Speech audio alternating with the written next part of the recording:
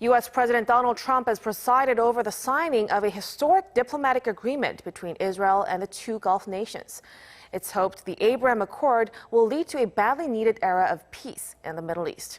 Our Seung-jae has the details. Hundreds of people gathered on the south lawn of the White House on Tuesday to witness the signing of a historic agreement between Israel, the United Arab Emirates, and Bahrain.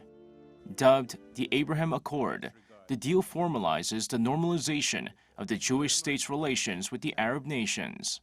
At the U.S. brokered ceremony, Israeli Prime Minister Benjamin Netanyahu signed agreements with Emirati Foreign Minister Sheikh Abdullah bin Zayed Al Nahyan and Bahrain's Foreign Minister Abdullatif Al Zayani.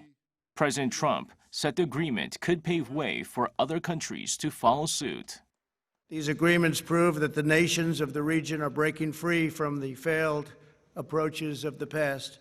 Today's signing sets history on a new course, and there will be other countries very, very soon that will follow these great leaders.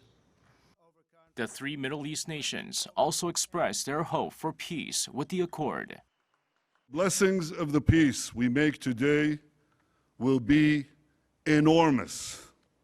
First, because this peace will eventually expand to include other Arab states, and ultimately it can end the Arab-Israeli conflict once and for all.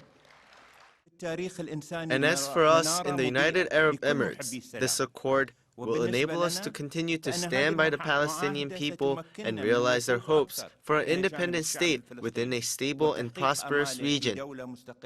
What was only dreamed of a few years ago is now achievable, and we can see before us a golden opportunity for peace, security, and prosperity for our region.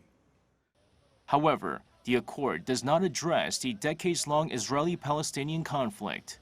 While the UAE, Bahrain, and other Arab nations support the Palestinians, the Trump administration has persuaded the UAE and Bahrain to not let that prevent them from having normal ties with Israel.